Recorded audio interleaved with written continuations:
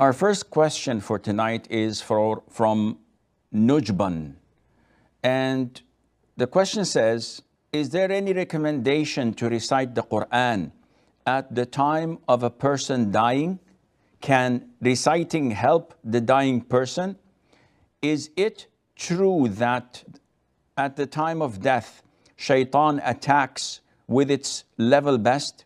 If so, can reciting Qur'an keep shaitan away from the dying person and ease him to be steadfast in Iman?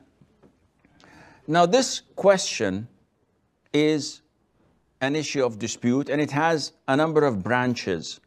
So at the very end of the question, is it true that shaitan attacks the hardest when a person is about to die? There were stories narrated on such a topic.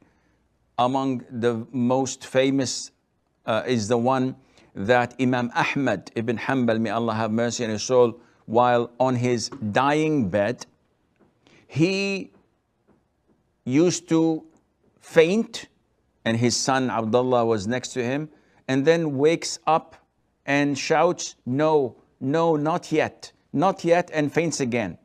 So he did this couple of times, and then his son, when he woke up and was conscious, asked him, "Oh father, what is it that is making you say not yet, not yet?" So he said, "My son, did you hear that?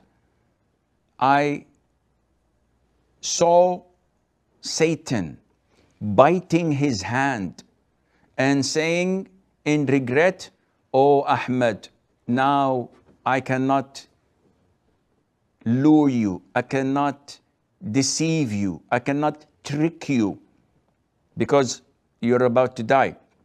And I'm telling him, not yet, no, I'm not dead yet, I'm not saved yet. Once I die, you have no control over me. But now I'm still alive, and I have to be aware of what you might be doing or attempting to do." So yes, this is true that Satan attacks a person the hardest when he's about to die, because this is the last chance. And we know that the Prophet ﷺ said, "Innamal a'malu bil khawatim." Verily, deeds are by their conclusion, in the sense that you, whatever you die upon, you will be resurrected upon. So if you die drinking wine, you will be resurrected drunkard. If you die in the form of ihram and you are in Hajj saying labbaik Allahumma labbaik, you will be resurrected on this as well.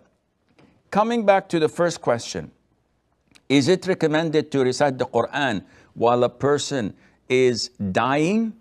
This is an issue of dispute among scholars. The Ahnaf, the Shafi'is, and the Malikis, let me rephrase that. The Hanafi, the Shafi'i, and the Hanbali school of thought recommend reciting Surah Yasin. And the Maliki school of thought say that this is not permissible. So who do we choose? Is it the majority rules, or is it according to the Quran and to the Sunnah? Definitely, it's according to the Quran and the authentic Sunnah. The three schools of thought that said that reciting Surah Yasin is recommended, they based their allegation and verdict upon weak hadiths in the virtues of Surah Yasin, and none of these hadiths is authentic.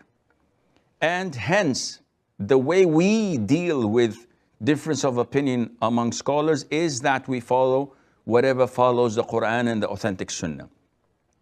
And the opinion of Imam Malik is the strongest, because he has the justification for not reciting the Quran. First, the hadiths are all weak. Secondly, it was never done by the Prophet ﷺ and his companions, and Allah Azza wa Jal knows best.